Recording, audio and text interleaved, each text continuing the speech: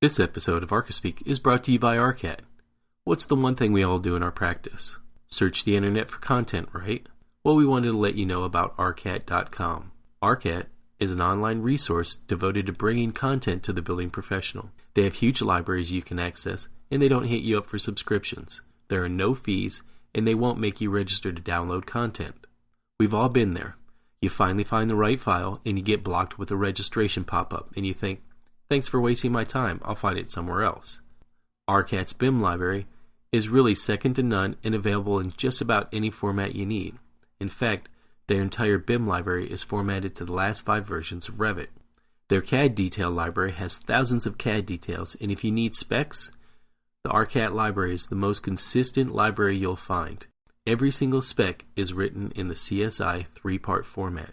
There's so much more on their site, including catalogs, videos, and a spec wizard. Go to arcat.com or download their app to check it out. It's a great free resource, and you don't have to register to use.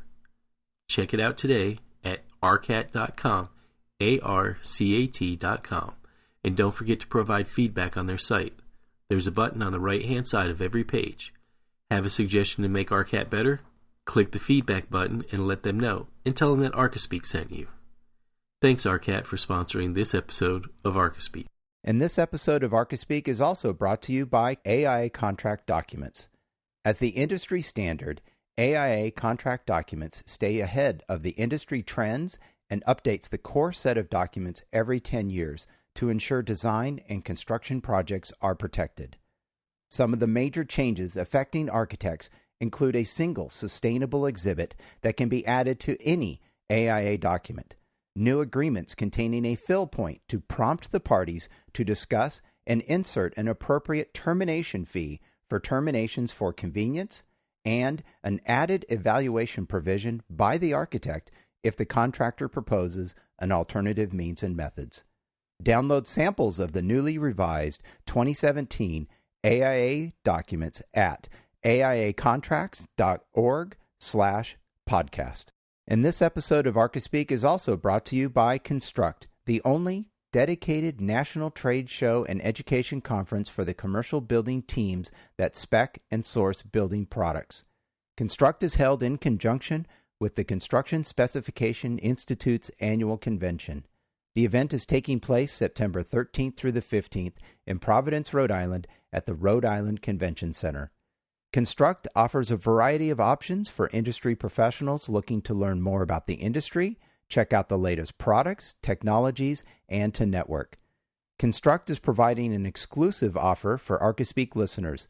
Register for Construct by August 4th and get 5% off a full education package, 15% off an individual session, or a free expo pass.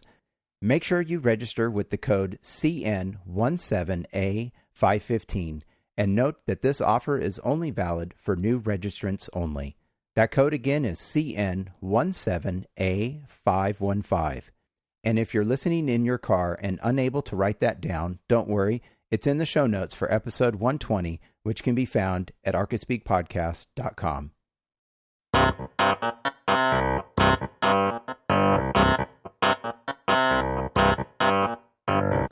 Welcome to Archispeak, the podcast that talks about what it's like to work in the profession of architecture.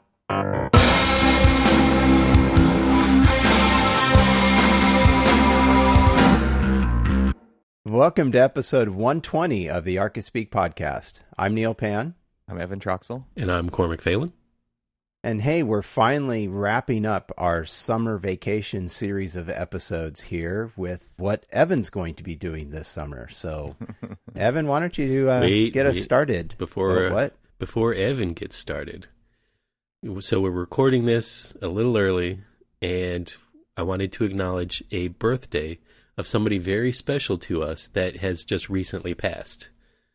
Can anybody guess whose birthday it was? Who is that, Cormac? Not Mr. us. iPhone. Mr. iPhone, that's right. Or it I could know be several Mrs. of iPhone. them. My Siri's a female voice. Well, I was going to say it could be Mrs. iPhone. And in fact, probably. Yeah. But, yeah, birthday that's iPhone. true. Happy birthday, iPhone. Yeah, and 10th anniversary of the iPhone going on sale, actually, which was Right. June 29th, 2007. So as we're recording this, it's the day after that. But yeah, so that was monumental, event, really, looking back, right? I mean, nobody really thought that maybe at the time. Or I shouldn't say nobody thought that, but there were many doubters like, what? Oh, a yeah. $600 phone? Nobody's going to pay that. Or this will never catch on. I mean, where are the buttons? Where's your Doesn't keyboard? have a keyboard. Fail. It's really cool to kind of see all these stories that have come out at this 10-year anniversary. I think it's fun to go back and read those and kind of relive a lot of that stuff. I mean, I'm seeing all the people I worked at Apple Store with posting photos of launch day. And, I mean, Neil, you've been posting photos. Yeah, I was in going to say. line. All that stuff is really fun to kind of go back and look at again. I thought it was great because here's Neil. I mean, you can almost chart your child's life by iPhones in a way.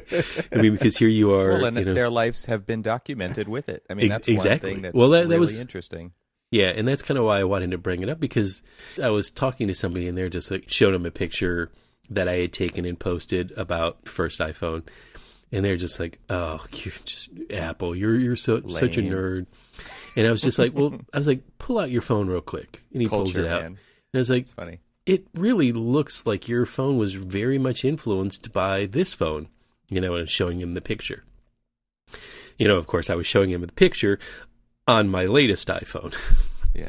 And right. And he was just like, well, is it really that much of a cultural impact? I'm like, yeah, it really has been, because I don't think people think about it like that, because they just don't think deeply enough about how this thing has infiltrated every aspect of our culture and replaced so many things with this one device. Right. It is so ubiquitous, people don't even think of it that way because it's just such an accepted thing now. Well, I mean, think about all of the different things. Let's bring it around to architecture. To architecture, and think about all of the different things that we do with it. We do punch lists with it. We go out and we measure buildings with it. We do surveys with it. I mean, we check the level of things with it. I mean, major communications. I mean, we almost ruined ourselves because now we can't get away from the office because it keeps following us because it's in our pocket. Yeah. Exactly. So it is a pretty huge event. It's just a small little, device, but it's something that's had a pretty huge impact on both the profession and most of the case the society. So, well, it's also allowed different parts of the world to really be connected, and because for them it is their computer, right. So, and it's mobile. It is the thing that it has enabled so much of our current economy. with things like Facebook and Uber, and those things wouldn't exist the way that they do without Uber and a mobile platform like this. Yeah, Uber and Lyft wouldn't even exist, right? Couldn't exist. Hell, there's plenty of business models that would have never existed. I mean, Snapchat, they sell Snapchat for, $1 billion or however much crazy business it was. All it was, Instagram. Instagram. They've got all of these different business models that have purely developed around mobile devices and, mobile communication. So, I mean, like you said, Twitter, Facebook, all of those wouldn't have existed. Not like that. Not the way we do them now. Right. So, I mean... So happy birthday. Yeah. So happy birthday. So really, the kind of the point of bringing that up is because here we are about to talk to Evan about his vacation, and specifically one of the really big ones that I'm kind of excited to follow him, hopefully, through his mobile device, through his mobile eyes, and just see kind of what he's doing with some of his vacations.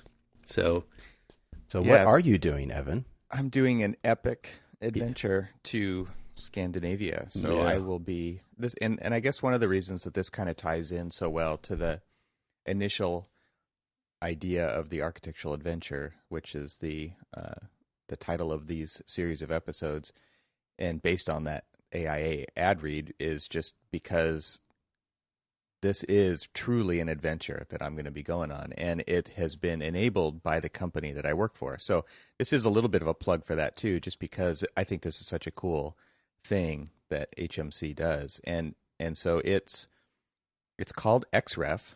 Have you heard of that terminology before? Only through but specifically this is only through you, and I hope, and I know you're about to expand on it, but I want other people to listen to what you're about to explain and think about how this could enrich your own companies and your own employees by doing stuff I would encourage firms to steal this idea for sure, because it's one of those extra benefits that I think really helps the culture of your company. And so what XREF is, and obviously we're playing off the name of XREF drawings, but we're XREFing people into other countries basically. And what this program is, it's kind of a travel fellowship where every year people create a proposal, and that proposal is then submitted. And so as many people who are eligible can submit the proposal, which is practically everybody in the company. And they could, but they don't, which is mind-blowing to me. But if you do, then your proposal gets split up into 2 different locations and reviewed by clients of the company. So the company uses this as a way to, create better relationships with clients. So they invite clients to, and they have a big dinner and they cater it, and the clients deliberate over which proposals should be accepted. And there's 2 that get accepted each year.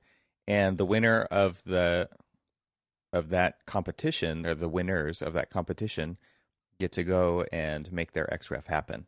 And so XREFs can be for anywhere, for any purpose, and it's really just up to that jury to decide who gets to do it. And this is actually my second XREF win. My first one was back in 2008, and in 2009 I traveled to the Great Barrier Reef in Australia. And so I think it there's definitely some strategy that goes into creating a proposal that is noteworthy and something that people want to see fulfilled.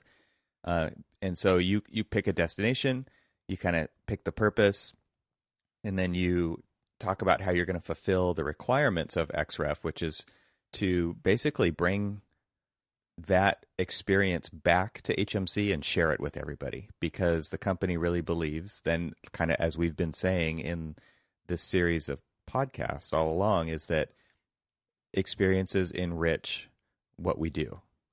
And along the way, because of devices like iPhone and all, camera and computing and all this stuff, people get to share in the experience as it's happening, which is kind of an added bonus. That was definitely one of the original ideas that I had in my first XREF, because that was 8 or 9 years ago now. I mean, that was a new thing. And so one of my big selling points at that time was, you can go with me on this trip, or you can follow, along on a day-by-day basis. And so obviously that's ubiquitous now. It's kind of expected now, but back then it wasn't. And so this new one, I'm going to be traveling to Scandinavia. And the idea that I had was to reconnect with my roots, which my family's Finnish on my mom's side. So we'll be going back to Finland to, basically track where we came from. Reconnect with architecture. One of my favorite architects in the whole world is Alvar Aalto. So I'm going to be visiting as much Aalto as I can. And then reconnect with adventure. And you guys know how much I like to be outside. That's my sanctuary. If I can disconnect from the day-to-day work and reconnect with nature, I mean, that definitely impacts who I am and what I do. And so it was kind of the 3 ideas coming together that really formed the basis of this proposal. And so, and just to kind of get this out of the way, how the proposal works, so that if anybody else wants to steal this idea, is the company, once they deliberate and pick the 2 winners are announced. They each get $4,000 to make this happen, and they get 40 hours of paid time off. So they actually do more than just say, go and bring this back to the company. They actually enable you to do it. And so through, some kind of accounting system, they make all that happen, and it's pretty cool. So I'm excited. It's just fantastic. Yeah, I mean, it really is. And then everybody is on the hook then to bring back basically a presentation to the company. and talk about the impact and the experience and all that stuff. So, Evan, I'm curious, is this like well, the initial thing that you put together, is it just written, or is there graphics to it, or is there a presentation done? What's the kind of nuts and bolts about how you do a submittal for this? So yeah, it's a graphic presentation. It has to fit within a 12 by 12 by 12 cube, and most people submit a booklet because those are easily portable and people can read through them. Basically, the clients who are on the jury can read through it ahead of time so that when they come to the dinner, they're ready to deliberate. So what they do is you submit 3 booklets and then you submit a PDF. They get a PDF over email ahead of time, and then they actually get to go through the booklets when they're there at the dinner. And because our offices are all over the state of California and a couple of closely neighboring states here, we basically split it up into a northern and a southern jury. And so they each pick one winner. And so you never know where your stuff's going to go. You never know who your jury's going to be. The jury members don't know who you are. And what's interesting to me about the thing is, lots of people say they're going to enter, but not a lot of people do. So it sounds like a lot of work to actually enter this. It can be. It's totally up to you how much work you want it to make and how good you want the presentation to be. And I mean, as a designer, I do feel like I have a leg up because I know how to make this stuff. But one thing that I did after I won the first one, I was on the committee for a while, and I would hold, like, I don't know, crits after work. I would have crits for XREF after work so that people could present their ideas and everybody else could help make them better or talk about how that presentation could be made better. Because I felt like a lot of people do these proposals in secret, and I always felt like, just like a project, if you talk about it and you talk about it out loud, it helps you form your ideas more concretely, and other people can help make that idea even better or come across even better. And so people that I had done this for, we basically had it like after work. I ordered pizzas. I had people all come together and just pin their work up and talk about it. A lot of those people who did participate in that ended up winning as well. So every once in a while you get an outlier who just does it in secret and then just, they end up winning and nobody knew they even entered. But for the most part, people say, I'm going to do this. And then life gets in the way, and then they don't do it. And I end up competing against, there's probably like less than 20 people who actually enter, and then they pick 2 out of that. So the odds are really good. It's pretty amazing odds for the amount of payback that you actually get out of it. And so then you just have to tell a compelling story. Have you ever asked or polled the office to find out why so few people in a company of 400 or so? Or I think that people just mainly struggle with all their other deadlines and all the other life that happens. Lots of people have kids and so I did mine. So I'm going to give away some of my secrets here because that's what we do on this podcast is I do it the night before. I do it just like everything else.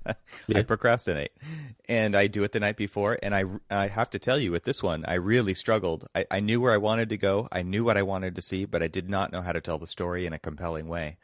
And so I just kept collecting information. I'm throwing tons of stuff into Evernote and just kind of sifting through it. And it was probably making it even worse just because there's so much that you could do and see. And then it wasn't until like 1 or 2 in the morning where it clicked. Okay, these are the 3 things, right? It's going to be my history, reconnecting with architecture, and reconnecting with nature. So this idea, and I called the proposal roots. I mean, these are my roots, right? It's my family, it's what I do, the roots of my profession, and it's the roots of who I am, which is the outdoors, being connected with nature, because that really informs what I do as a designer, I feel like.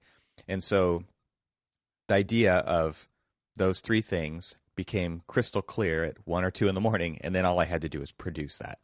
And I had done all the layout. I'm just using InDesign and throwing awesome photography into there, and I'm writing up kind of what those three things mean to me. And in the morning, I had one printout, like I did a proof printout here at home, and my wife, I'm like, here it is, and she read it and she goes, "We won." So she knew it. She knew it right away. And That's and I awesome. think it was the same thing with my previous proposal. It's like I knew I was going to win that.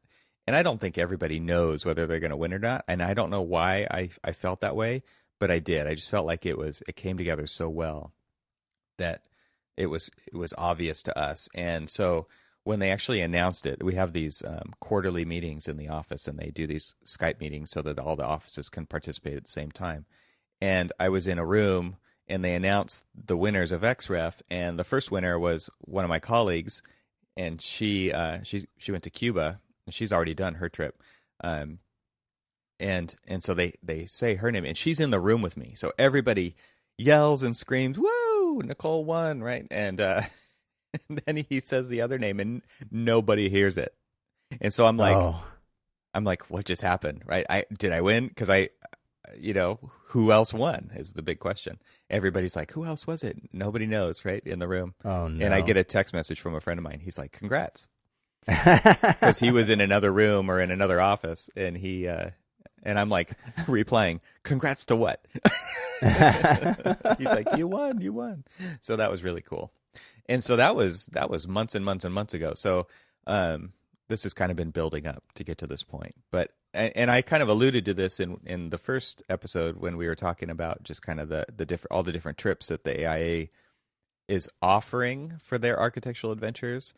It is a lot of work to plan for a trip of this scale. I mean, I've never been there before. I know one person who lives in that region of the world. Luckily, I've had a couple friends who have visited different pieces of Norway and Finland and Sweden and Iceland before, but so I've just kind of been pulling lots of details, and obviously the internet makes it easier, but I would also argue that it makes it kind of overwhelming. There's just, how do you figure out what you're going to do and in what order, and what do you it's very expensive. I mean, that's one of the things with my proposals that I always try to do is push the limits of, I make it so that there would be no way that I could do this without winning XREF. Right. It's just it's such an epic trip that without their additional paid time off and money, I wouldn't be able to do this trip. So what are some of the highlights for your itinerary? So my itinerary, I'm leaving out of LA, obviously, and I'm going to Iceland on the way. And this was just kind of a late addition to the trip, but because of the airline I chose, I can basically do a free layover or a stopover in Iceland. And so I'll be there for 3.5 days on the way. So if you're wondering, this is WOW Air, and WOW is an Icelandic airline. Everything goes through Reykjavik. And so that's why they offer this as an option. And it is very cheap. It is the Southwest of international air travel. Yeah. I've had friends who have both done like a week trip to Iceland recently, and one who did just a weekend trip. Kind of like a 4-day weekend, and it's incredibly cheap.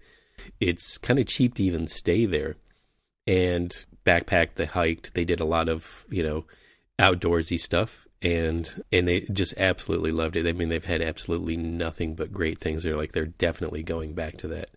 It was funny. I just recently took one of those little Facebook, answer these and we'll tell you, where you should be living. Mm-hmm. And apparently I should be living in Iceland. Fermented shark eating Cormac Phelan. Exactly. Yeah. That's what they're known for, man. Yeah.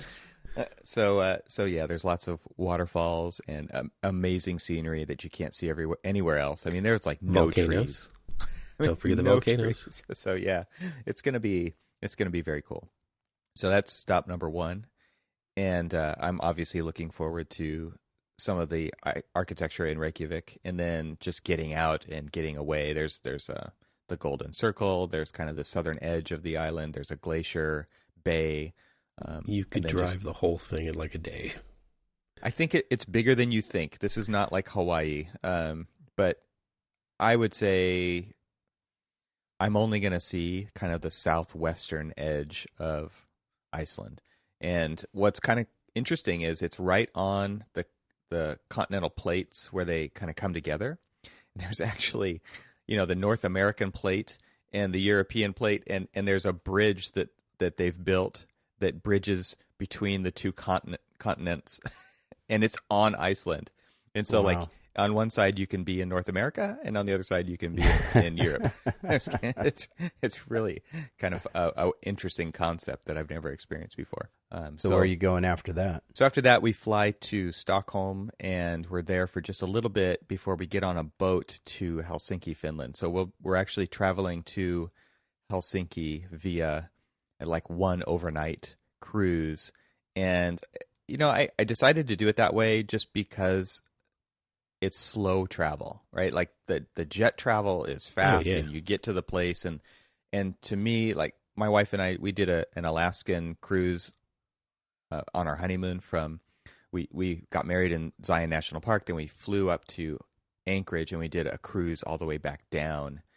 And it was just something. I'm definitely not a cruise person, and so I'm still a little bit leery about this, but it's a great way to see the things that you can see only by boat, and you're not racing through it.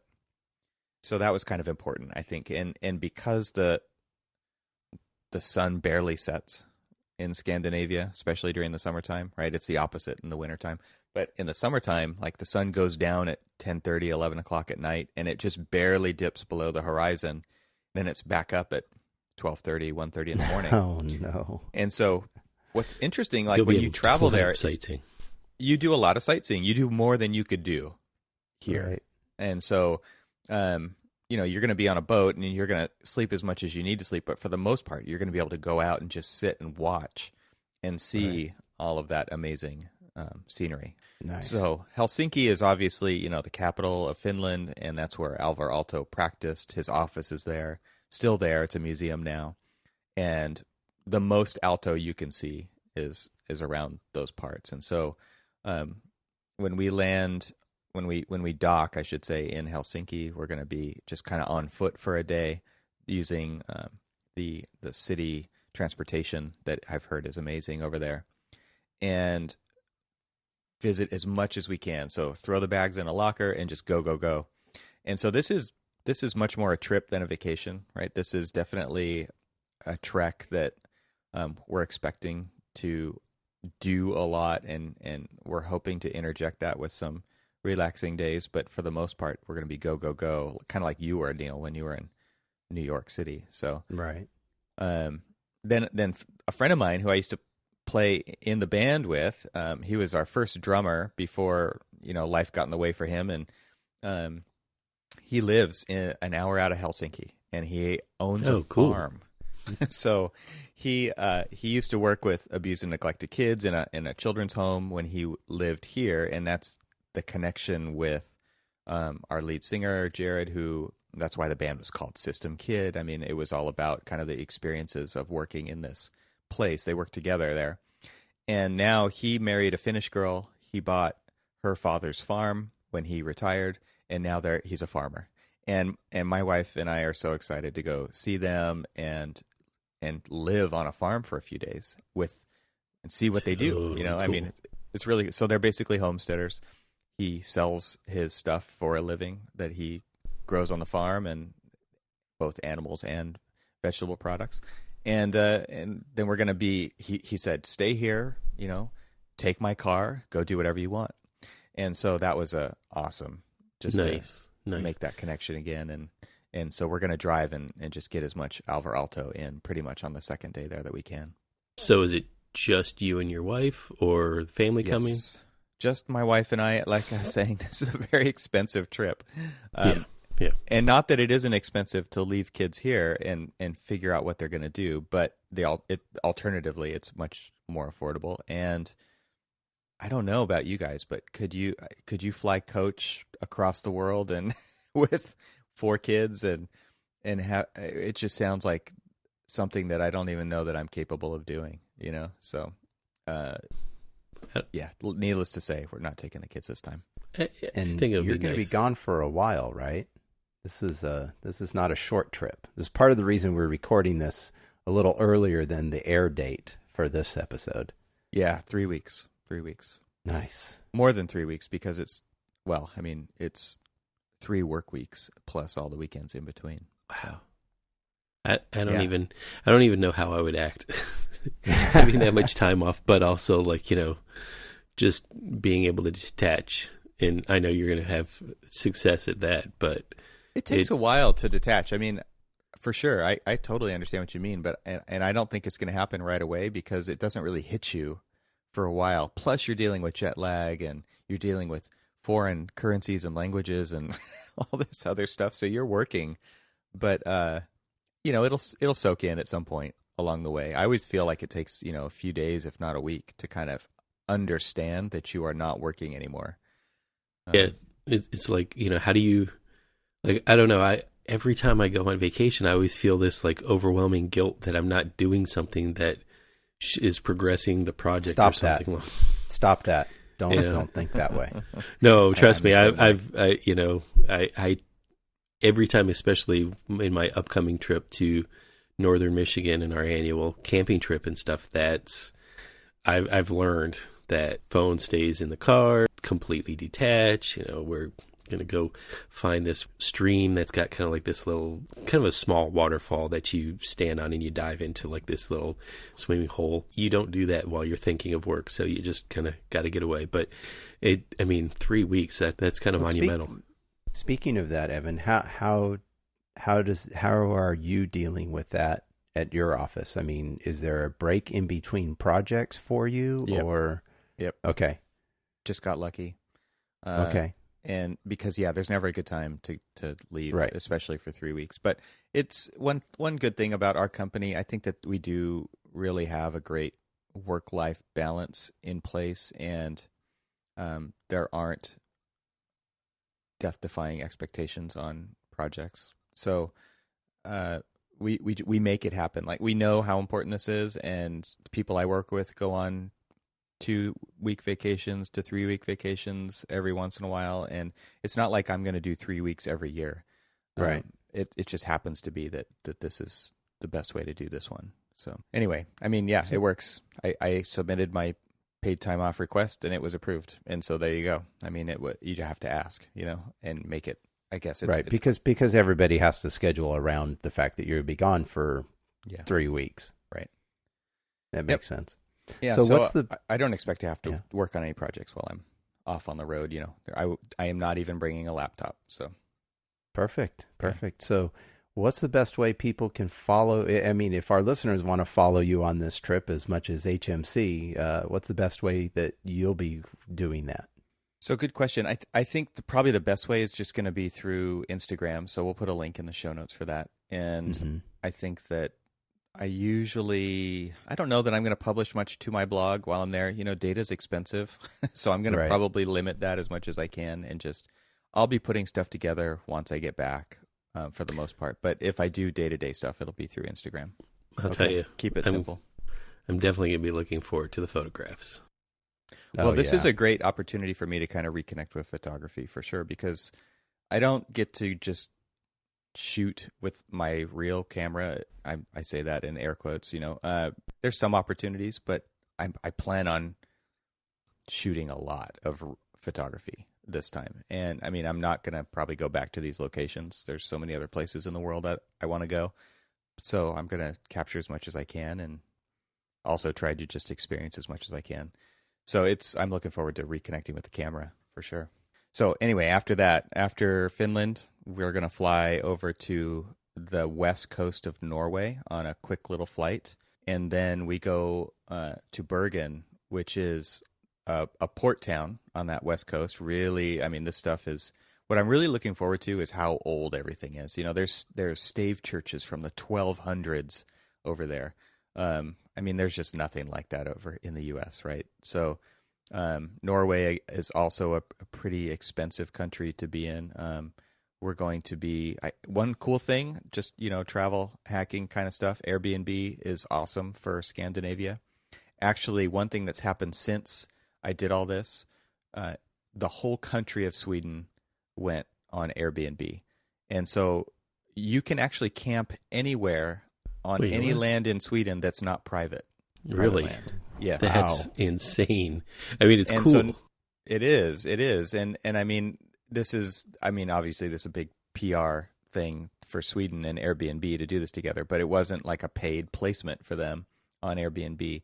So Norway, fjords, like, thumbs up, fjords, it's going to be awesome. We're going to be doing train rides and boat rides and all kinds of stuff. We're doing this. It's called Norway in a nutshell, but basically they figure out all the transportation for you, and then I figured out all the places to stay along the way. Bunch of overnights in kind of the middle of Norway, not getting too far north, just because Norway is enormously huge, and all of the coastline is like real wiggly, right? So it doesn't look like you're going very far, but the roads are hairpin turns going up very steep mountains, and it's just one of those things where you cannot cover actually a lot of ground very quickly there because of the terrain.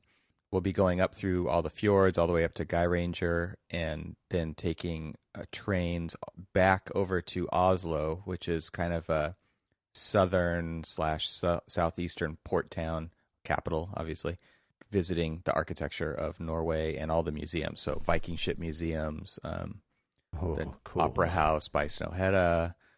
Just there's, castles in the kingdom. Stop! You're killing it's me. Just gonna be awesome. So we'll be in Oslo for a couple days, and then we get on another train over back to Stockholm, Sweden, and so that train ride is also supposed to be amazingly beautiful. And we'll be in Stockholm for a couple days before we fly home.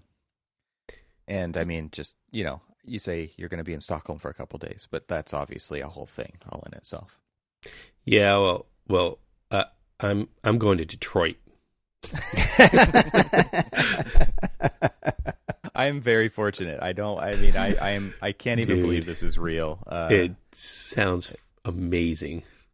Yeah, I'm super excited to even have the opportunity to have this experience. And I mean, just if I could give anybody advice out there, I mean, travel, get those experiences, but also make it happen. Like it is work, no doubt. And I think a lot of people shy away from planning trips that are a lot of work because it's vacation, right? I mean, you want to just kind of pay to get to the spot to sit and just relax and gel. And I totally see the value in those kinds of vacations. And I also see a lot of value in doing these kinds of trips and treks. Well, I know I'll get a lot out of it. And we've talked about it, that this is something that, not only just kind of like recharges you and kind of enriches your soul, but it also enriches your design sensibilities, you seeing other things and kind of being able to like pull those experiences, just like Neil was talking about with the Highline and things like that, being able to pull those experiences into your projects. So, I mean, it's going to be great. I know look forward to the Viking ship school coming soon. Yeah. It's going to be awesome. I know that we say that this is kind of like the wrap-up show of our summer vacation stuff and everything else, but we are going to have one more show when we talk to you about this one, and maybe make it a very interactive show with lots of photographs, or at least lots of links to your blog and stuff. Yeah, because that's going to be getting excited by just listening to the itinerary is one thing, but just listening to how excited you're going to be once you've actually experienced it all, that's most certainly a show in itself. And that'll be like probably a two-parter, because I'm like, tell me more. Yeah. I mean, I didn't use travel agents for any of this stuff, and I feel like, you guys know how I started getting up at 5 o'clock when I was studying for my exams, and then I never stopped. That's how I wrote my book, and now that's how I planned this trip. And seriously, it took a long time to figure it all out and actually decide what to do. And so I'm really looking forward to having all that planning kind of pay off, and where I can actually just look at the calendar and figure out where I need to be, when I need to be there, and know that it's already been really figured out. So that's cool. Well, we definitely saved the best for last, right? Most certainly. Wow. What an epic trip. Yeah, they just don't come around that often. That's for sure. And when this episode goes live, actually, you're listening to it now, Evan is on his trip right now. So definitely check out the show notes for looking at his Instagram, because yeah, I'm sure by this point he'll already be on it and he'll have some photos already there, and there'll be more to follow. Yep. Yeah. So anyway, all right. I encourage everybody to steal this idea. Absolutely. Yeah. Make your own XREF. I think I'm going to be going and talking to my company pretty soon. Yeah, I think everybody will. I hope so. I mean, it would be great to do that. And it does tie in well with what the AIA is doing with their new travel program. But I think that offices should encourage things like this because it only makes a better employee. Yeah, for sure. And to see kind of just the general excitement in the office, I get asked all the time, when are you going? When's your XREF? When are you doing this? And, people are genuinely excited for their peers to be able to do this kind of thing. So, and I hope just through the presentation and through people following along that they would get excited to submit next year, because it's one of those things that it's an opportunity that we offer that not very many people take advantage of, because it's work. I mean, I get it. It's work, but if you don't play, you can't win. So that's right. Now, I will say this, and maybe it's a little bit out of jealousy or whatever, but you've won it twice. I think it's time for you to let other people win, damn it. So you weren't allowed to win twice ever before, but I think to encourage entries, because the turnout was so low for so many years. They changed the rule. I mean, how could I don't know. I guess it's just baffling me because, I mean, this is a gift. The office is giving some potential persons to just put a little bit of effort into being excited about travel, and you can have an all-expense paid week off to go and travel and look at architecture. And the only payoff is you have to present that to your firm. Psh, please, I'm on. A lot of people struggle with the idea.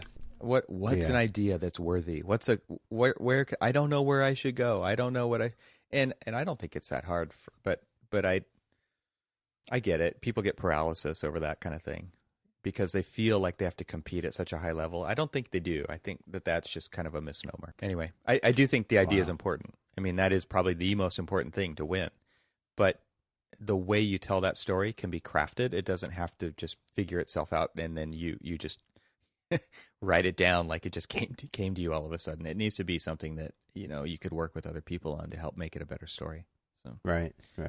Wow, pretty amazing. Well, Evan, I'm looking forward to following you on this one. So we're all going to have fun with this one, so definitely, and we will definitely in a future episode follow up with how it all went. Awesome, sounds good. All right. Well, everyone, before we go, we want to thank our episode sponsors. First, we have ARCAT. Check out all the features they offer at arcat.com.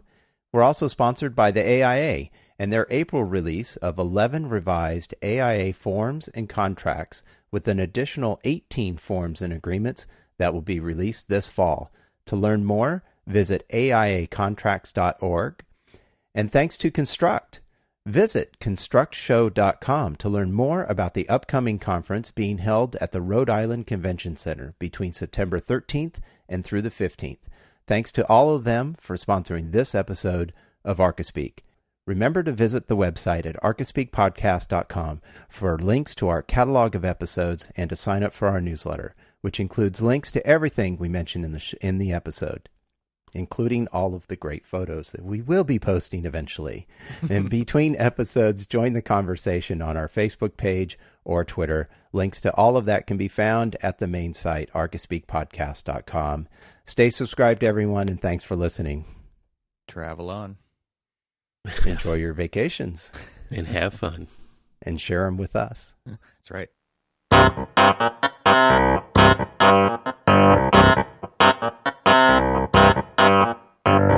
I joined the choir to sing. They're all competing for some other thing. I joined the choir to sing.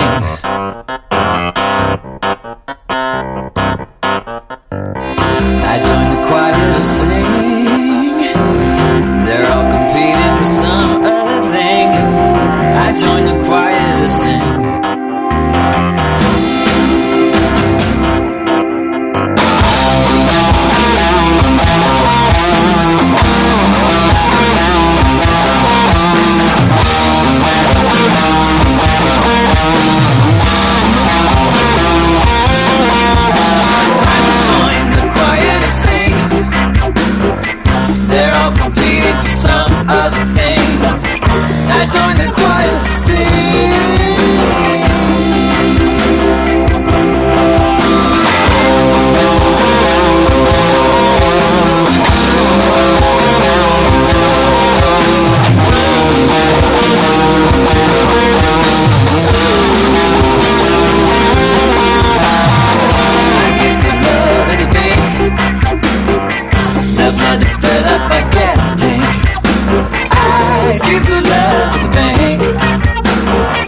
up, let it fill up like gasoline tank go.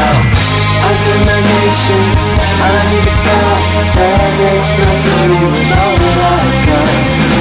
But when I'm ready, pleasure is here. So I'm running on into and this is clear.